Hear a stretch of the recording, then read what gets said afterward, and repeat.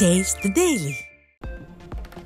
வரும் 11ஆம் தேதி மாலை 3 மணிக்கு அதிமுக மாவட்ட செயலாளர்கள் ஆலோசனை கூட்டம் சென்னை ராயப்பேட்டையில் உள்ள புரட்சித் தலைவர் எம்ஜிஆர் மாளிகையில் அதிமுக பொதுச் செயலாளர் தலைமையில் நடைபெறும் என தலைமைக் கழகம் அறிவிப்பு. டெல்லி சட்டப்பேரவைக்கான தேர்தல் பிப்ரவரி 5ஆம் தேதி ஒரே கட்டமாக நடைபெறும். வாக்குகளை எண்ணும் பணி பிப்ரவரி 8ஆம் தேதி நடைபெறும் என இந்திய தேர்தல் ஆணையம் அறிவிப்பு.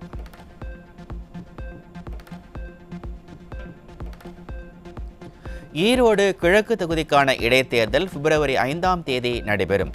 வாக்குகளை எண்ணும் பணி பிப்ரவரி 8ஆம் தேதி நடைபெறும் என இந்திய தேர்தல் ஆணையம் அறிவிப்பு.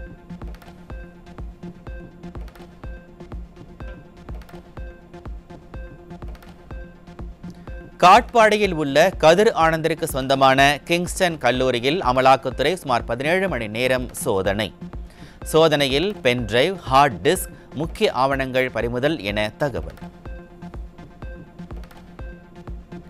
திராவிட மாடலுக்கும் கம்யூனிஸ்டுகளுக்கும் இடையே தொடர்ந்து விரிசல். எதிர்க்கட்சி தலைவர் எடப்பாடி கே பழனிசாமி கூறுவதைப் போல கூட்டணி கட்சிகள் திராவிட மாடலை கைவிடப் போகிறதா என மக்கள் கேள்வி.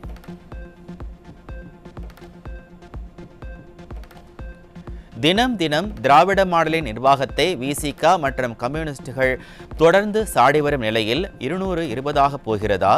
இதே நிலை தொடர்ந்தால் எதிர்க்கட்சி தலைவர் கூறுவதைப் போல திராவிட மாடல் ஆட்சி வீழ்வது உறுதி என அரசியல் விமர்சகர்கள் கருத்து. HMPV தொற்று பரவல் காரணமாக நீலகிரி மாவட்டத்தில் முகக்கவசம் கட்டாயம் என அறிவிக்கப்பட்டிருப்பதால் மக்கள் அதிர்ச்சி.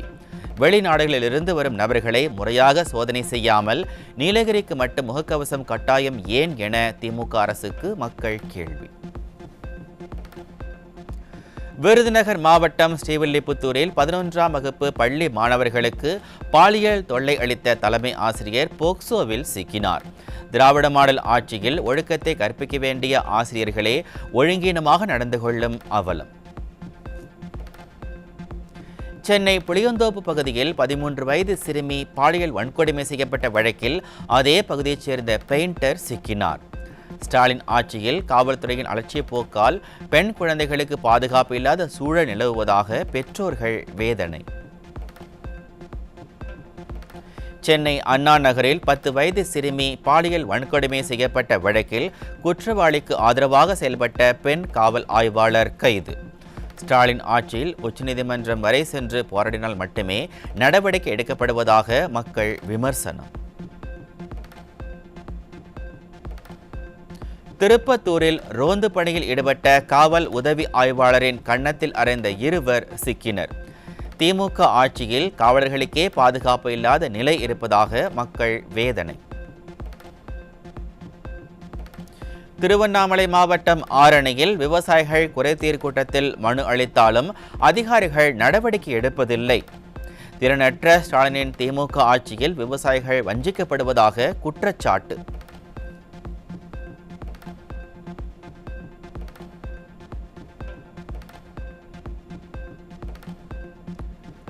சென்னை எண்ணூர் அருகே மாமூல் கொடுக்காததால் கண்டெய்னர் லாரி ஓட்டுநரை கத்தியால் வெட்டிய மர்ம கும்பல். பொதுமக்களை விரட்டி பிடித்து அபராதம் வசூலிக்கும் ஏவல் துறையினர் லாரி ஓட்டுநர்களின் பாதுகாப்பை உறுதிப்படுத்த வேண்டும் என மக்கள் வலியுறுத்தல். நிர்வாக திறனற்ற அரசின் சென்னை மாநகராட்சி பூங்காக்கள் பராமரிப்பின்றி காணப்படும் அவலம். பூங்காக்களின் பராமரிப்பு ஒப்பந்தங்கள் திமுகவினருக்கு மட்டும் வழங்க வேண்டும் என்ற திமுக தலைமையின் உத்தரவால் கிடப்பில் இருப்பதாக தகவல். சென்னை மாநகராட்சியில் குப்பைகள் திடக்கழிவு மேலாண்மை திட்டம் கிடப்பில் போடப்பட்டும் அவலம். திமுக அரசுக்கு சாதகமான நிறுவனங்களுக்கு மட்டும் ஒப்பந்தங்களை ஒதுக்க காலதாமதம் செய்யப்படுவதாக அதிகாரிகள் தகவல். சென்னையில் மெத்தபெட்டமைன் போதைப்பொருள் சப்ளை செய்து வந்த 16வது நபர் டெல்லியில் சிக்கினார். திமுக ஆட்சியில் தமிழகம் போதைப் பொருட்களின் குடோனாக மாறியது அம்பலம். சென்னை துரைப்பாக்கத்தில் நண்பருடன் மது அருந்திய போது ஏற்பட்ட தகராறில் ஒருவர் கொலை. திமுக ஆட்சியில் மதுவால் கொலை சம்பவங்கள் அதிகரித்து வருவதாக பொதுமக்கள் குற்றச்சாட்டு.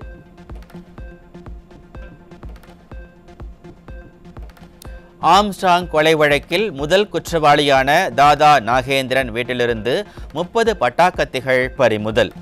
ஸ்டாலின் ஆட்சியில் சட்டம் ஒழுங்கு சந்தி சிரிப்பதற்கு இந்த பட்டாக்கத்திகளே சாட்சி என மக்கள் விமர்சனம்.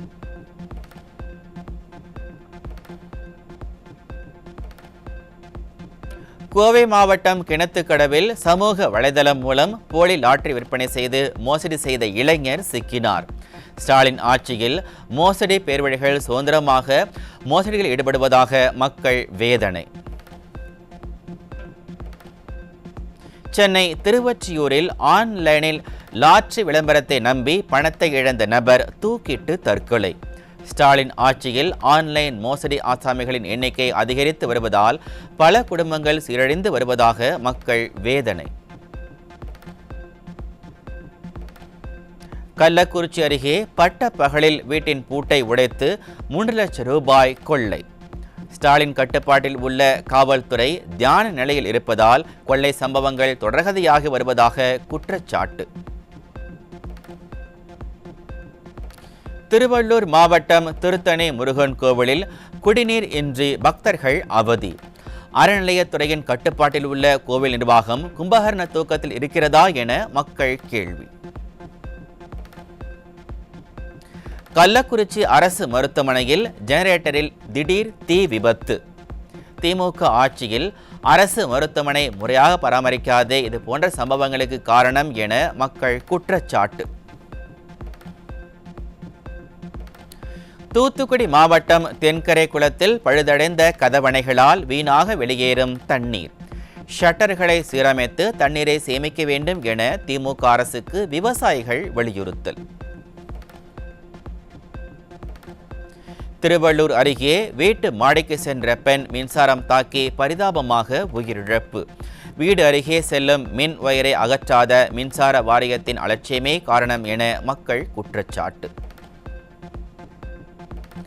டெல்லி உயர்நீதிமன்றத்திற்கு புதிய தலைமை நீதிபதியாக பம்பாய் உயர்நீதிமன்றத்தின் நீதிபதி தேவேந்திரகுமார் உபாத்யாயாவை நியமிக்க வேண்டும். மத்திய அரசுக்கு கொலீஜியம் பரிந்துரை. சென்னை உயர்நீதிமன்றத்தின் நீதிபதி என் சேஷாயி நேற்று ஓய்வு பெற்றார். நீதிபதிகளின் எண்ணிக்கை 75 65 குறைந்த நிலையில் 10 பணியிடங்கள் காலியாக உள்ளன. பொது இடங்களில் நடப்படும் அரசியல் கட்சிகளின் கொடிக்கம்பங்களுக்கு வாடகை வசூலிக்கலாமே என உயர்நீதிமன்ற மதுரை கிளை ஆலோசனை தெரிவித்துள்ளது. ஸ்டாலின் ஆட்சியில் அரசியல் காழ்ப்புணர்ச்சியுடன் கொடிக்கம்பங்களுக்கு அனுமதி மறுக்கப்பட்டு வரும் நிலையில் நீதிமன்றம் கருத்து தெரிவித்துள்ளது. எந்தவித அறிவிப்பு பலகையும் வைக்காமல் ஜவுளி கடைகளில் காகித பைகளுக்கு தனியாக கட்டணம் வசூலிப்பது நியாயமற்றது.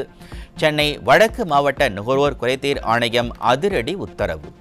ஸ்டாலின் அரசு ஒருமுறை பயன்படுத்தும் நெகிழி பைகள் ஒழிப்பில் முறையாக கவனம் செலுத்தாததால் வாடிக்கையாளர்களும் வியாபாரிகளும் அவதியடைவதாக வேதனை.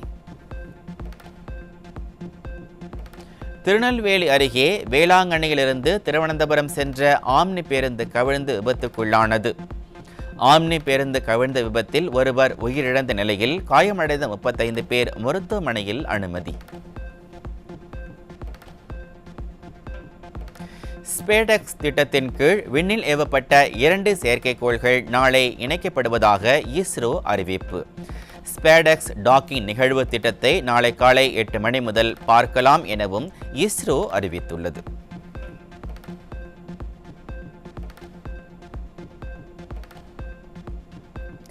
இந்திய விண்வெளி ஆய்வு நிறுவனத்தின் தலைவர் சோம்நாத்தின் பதவிக்காலம் விரைவில் முடிவடை உள்ள நிலையில் புதிய தலைவராக தமிழகத்தைச் சேர்ந்த வி நாராயணன் நியமனம்.